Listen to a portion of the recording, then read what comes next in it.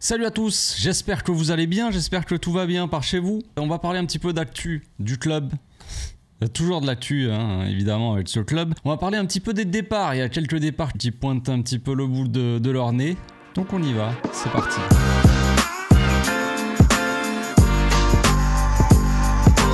Au passage, n'hésite pas à nous rejoindre si c'est pas encore fait et à partager la chaîne autour de toi, ça fera plaisir à tonton. Ce soir, je ferai un live Twitch, les amis, Club Pro à 21 h, comme d'hab. Soyez présents, soyez chaud patate. C'est quasiment officiel, donc Gundogan, c'est fini, il s'en va. Il s'en va du Barça et accepte aussi de ne pas prendre le salaire de sa dernière année de contrat, je crois, ou ses 2 dernières années de contrat. Bon, après, c'est logique, le Barça décide de le dégager. Voilà, c'est pour faire de la place dans la masse salariale. C'est logique que voilà, si en plus il partait et qu'il gardait son salaire, ça n'avait pas de sens. Donc Gundogan s'en va. Lui qui est quasiment en fin de carrière, il part à Al Hilal, je crois, ou Al Nasser, je sais plus, il signe là-bas pour... Ah non, je me suis trompé. Non, excusez-moi. Gundogan, donc, qui est en fin de carrière, qui est en fin de vie, qui est trop vieux. Il s'en va à City, donc Guardiola n'a pas mis plus de 30 secondes à dire oui. Et voilà, donc Gundogan va retrouver son ancien club, un club qui est, mine de rien, on peut se moquer de City, les clubs État, tout ça, des clubs qui ont de l'argent, tout ça, mais en attendant, c'est des clubs qui sont assez professionnels et qui bossent normalement. Donc Gundogan, à mon avis, est très heureux de retrouver son ancien club, avec qui il a tout gagné juste avant de venir au Barça pour ça. Donc c'est assez drôle parce que ce qu'on remarque aussi, c'est que la plupart des joueurs qui sont arrivés la saison dernière, les amis, ils sont en train de quitter le club. Donc à quel point la direction est sur un projet sportif. On va parler un petit peu, on va dire des noms, on va parler de Deco, évidemment, on en a parlé déjà hier, on va pas épiloguer 1000 ans là-dessus, mais Deco, directeur sportif, hein, donc la direction sportive du club, c'est un projet sportif, c'est faire venir des joueurs aussi pour l'avenir, pour des choses comme ça. Donc la saison dernière, on a fait venir Cancelo,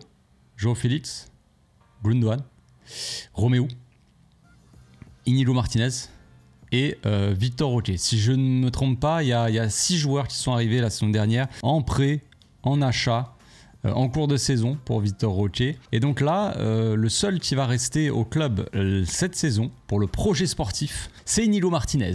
Il reste 1 an de contrat à Inigo Martinez. Il faut qu'il finisse sa dernière année de contrat. Donc voilà, c'était des choix aussi. D'un côté, c'était des choix de joueurs qui ne sont pas forcément pour l'avenir. Quand on regarde par exemple Romeu, quand on achète Romeu, c'est un achat c'est un bouche-trou concrètement. C'est pas le premier choix que le Barça veut, que le coach veut en tout cas. Mais le club n'a pas les moyens d'aller chercher les premiers choix. Donc se rabat sur les 3e, 4e, 5e choix. Et du coup, ça donne ça après. Ça donne des joueurs qui n'arrivent pas à performer parce que ce sont peut-être des mauvais choix du coach ou de la direction sportive, mais peu importe, ça reste des mauvais choix. Et puis ça repart. Ça repart 1 an après, on investit sur eux, mais on peut pas les vendre. Voilà, bon, on va pas parler, on va pas rabâcher tout ça encore et dire que la direction travaille mal.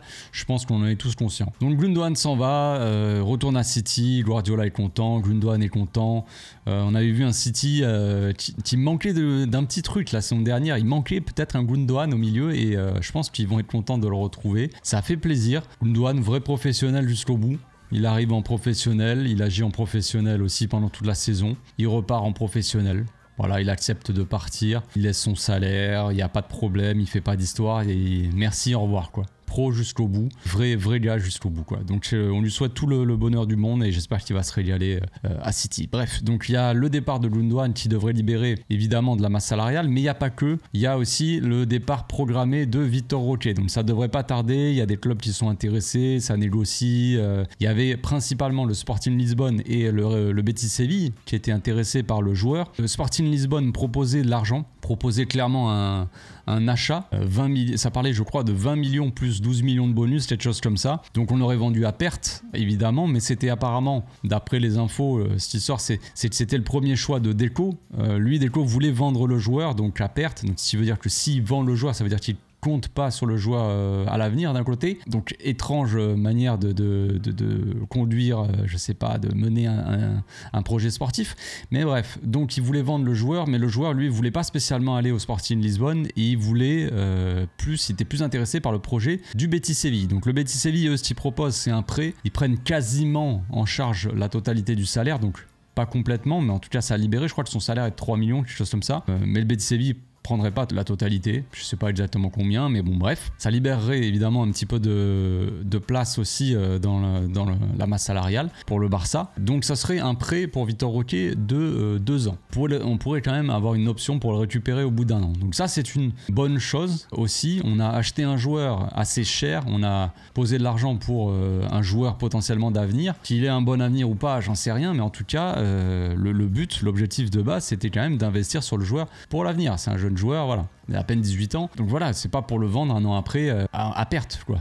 Logiquement. Mais bon, bref. Donc il part en prêt au Betis Séville. On va pouvoir le suivre aussi, voir ce que ça donne, ses performances directement dans un championnat qui est le même que celui du Barça. Dans une équipe qui pratique quand même un football assez plaisant. Est-ce qu'il va être titulaire? Je suis pas sûr qu'il soit titulaire au Betis Séville, mais en tout cas, je pense qu'il va avoir quand même un peu de temps de jeu. Et je pense que si le joueur privilégie le Betis Séville, c'est que le Betis lui a assuré qu'il allait quand même avoir un minimum de temps de jeu. Sinon, il serait parti au Sporting Lisbonne. Si le Sporting Lisbonne lui avait dit t'inquiète, tu seras titulaire là-bas, voilà. Donc ça, c'est plutôt une bonne chose. Puis en plus de ça, c'est un prêt. Donc si jamais le joueur performe et vraiment explose aux yeux du monde, le nouveau R9, tout ça, ce qu'on nous avait dit quand il a signé, le Tigrinho devient un tigre, eh bien on aura l'option de le ramener et on l'aura pas vendu à perte et oh non, on l'a vendu mais finalement il a explosé, on a l'air de con.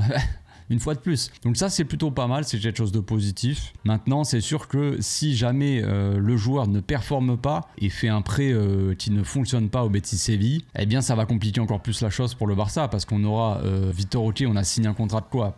Au moins 5 ans minimum pour le joueur, donc on se retrouvera avec lui à son retour de prêt. On a l'habitude, les prêts qui durent 1000 ans avec l'anglais, on va en parler après de l'anglais. Donc le joueur reviendra encore moins en confiance et encore peut-être moins bon et avec une moins bonne cote que quand il est arrivé. Et là par contre ça serait évidemment problématique parce que là tu le vends complètement à perte, tu le vends 10 millions, il retourne au Brésil et puis on n'entend plus jamais parler quoi. On a déjà vu ça au Barça, hein. Je dis pas ça contre Vitor Roque, hein. Moi j'ai rien contre lui, il m'a rien fait. Mais c'est quelque chose qu'on a souvent vu au Barça, hein. On a acheté des jeunes pépites brésiliennes qui n'ont jamais vu le jour en équipe première et qui sont repartis au Brésil et on n'en a plus jamais entendu parler de ces mecs-là.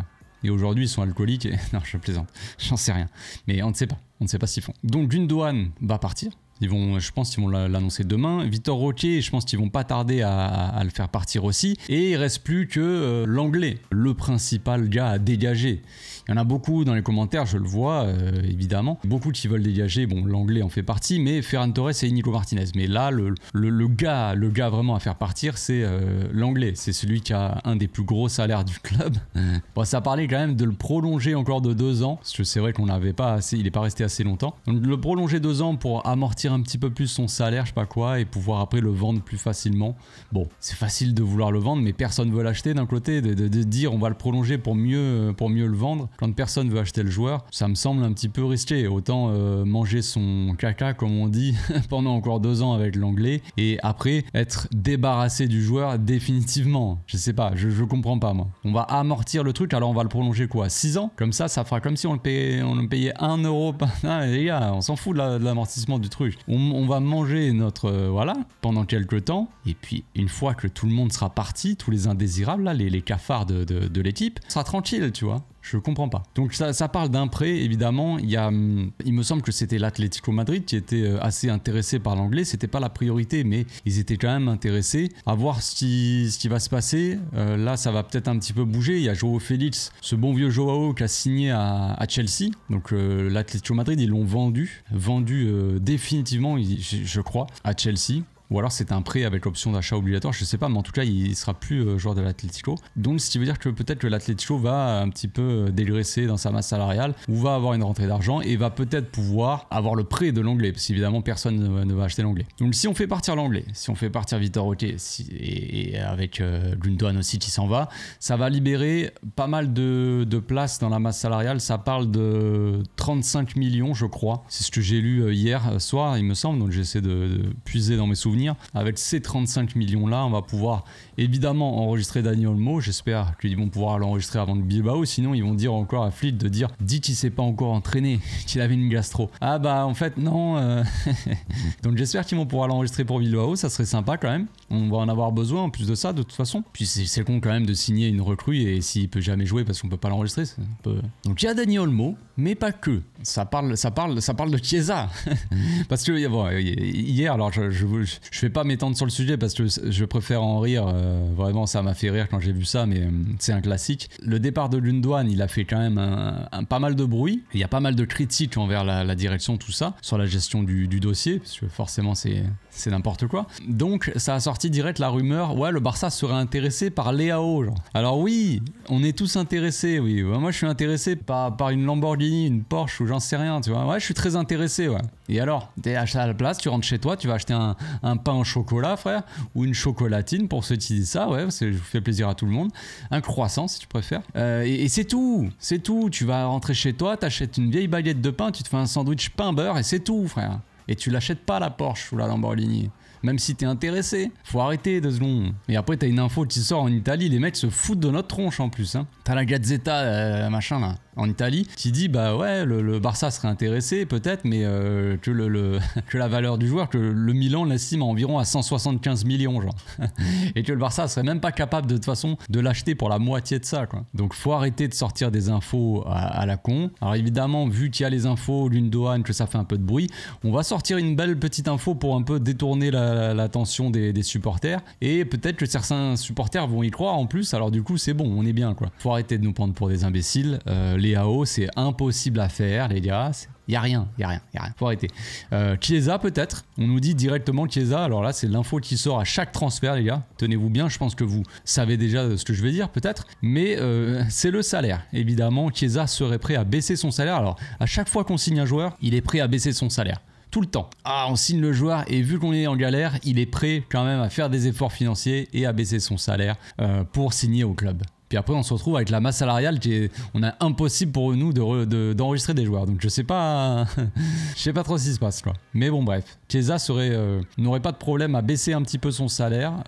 Lui qui touche 20 centimes par mois, eh bien il le baisserait à 10 centimes pour que le Barça l'enregistre. Et voilà. Donc est-ce qu'on va signer Chiesa? Bon là, je sais pas. C'est pas le sujet de la vidéo. Je vais pas pour vous parler de Chiesa, de mon avis. Pour moi, ce joueur, je ne le connais pas. Voilà. Je me suis arrêté Chiesa 2020 quoi. Depuis, j'ai l'impression qu'il joue plus au football. Alors je ne suis absolument pas le football italien, ça ne m'intéresse absolument pas. Mais Chiesa, ça reste un bon joueur de foot, mais j'ai l'impression que ça fait des années que ce n'est plus le Chiesa de 2020 quoi. Le Chiesa de l'Euro, de l'Italie là qui était monumental. C'est plus ce Chiesa là quoi. Après ça reste un joueur qui a du talent, mais voilà. Donc potentiellement on pourrait signer un ailier. Donc ce serait à mon avis Chiesa. Ça parle de Coman aussi en prêt, mais le salaire il est tellement monstrueux qu'en fait on ne peut pas. Concrètement, faut arrêter aussi. Chiesa a pas un gros salaire, donc ça serait peut-être possible, et je pense quand même que le Barça va essayer d'aller récupérer Cancelo. Je pense, c'est un peu l'option la plus simple. Le fait qu'on rapatrie en plus Gundogan, tenez City, on vous rend votre joueur. Est-ce que vous pouvez nous rendre Cancelo en échange? Et encore les gars, ça sera même pas un échange. C'est pas du tout un échange Gundogan-Cancelo. C'est vraiment on vous donne Gundogan, vous inquiétez pas, tenez les gars.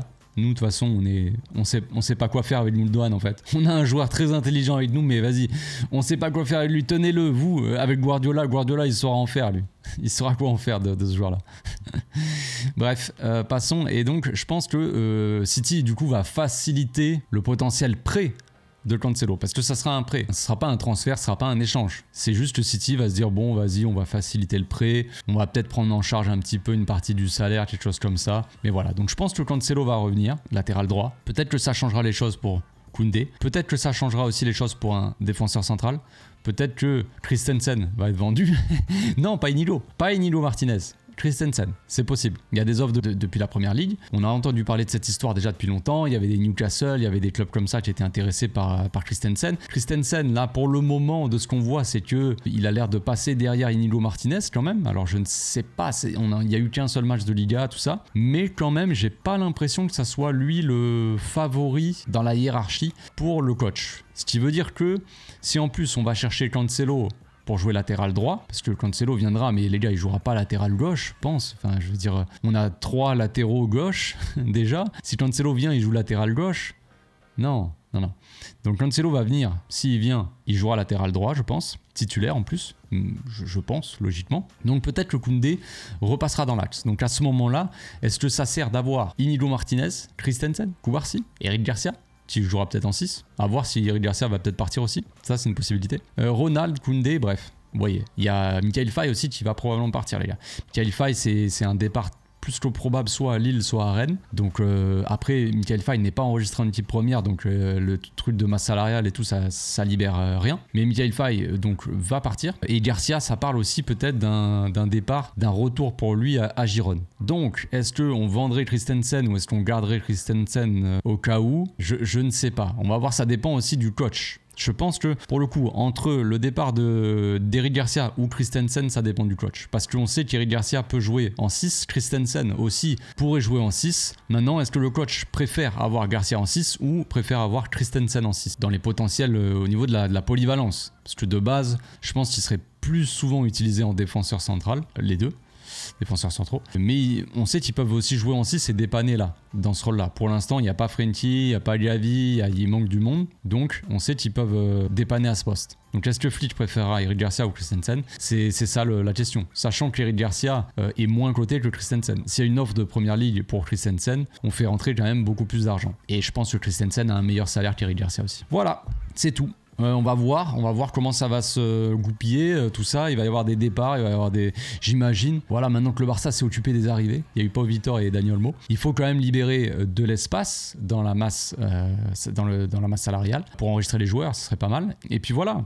Il manque toujours un ailier. Laporta avait dit on va faire venir un milieu et un ailier. Et peut-être un latéral, ça parlait aussi. On va voir. On a eu notre milieu Dani Olmo, qui pourra peut-être jouer ailier gauche, parce qu'on n'a pas d'ailier gauche. On va peut-être avoir un ailier gauche de rotation, parce que Chiesa, pour moi, s'il vient, je suis pas sûr qu'il soit vraiment titulaire. À voir sa forme, grosse blessure. Enfin, je veux dire, Chiesa, on verra ça s'il signe, mais toutes les blessures qu'il a eues depuis qu'il s'est fait les croisés, il a tout le temps des problèmes musculaires, tout le temps des problèmes musculaires et problèmes aux genoux. Donc est-ce que c'est un joueur qui peut être titulaire indiscutable? Je ne sais pas. Bref, j'espère que vous avez régalé avec toutes ces infos. On se régale en tout cas dans ce club-là. Je vous souhaite une bonne journée. On se retrouve ce soir, les amis. Je ferai un live sur Twitch. J'ai oublié de le préciser en début de vidéo. Je vais peut-être le mettre en début de vidéo. Ce soir, je ferai un live Twitch, les amis, Club Pro à 21h, comme d'hab. Soyez présents, soyez chaud patate. Donc on se retrouve bientôt pour une nouvelle vidéo. D'ici là, portez-vous bien, passez une très bonne journée. Ciao.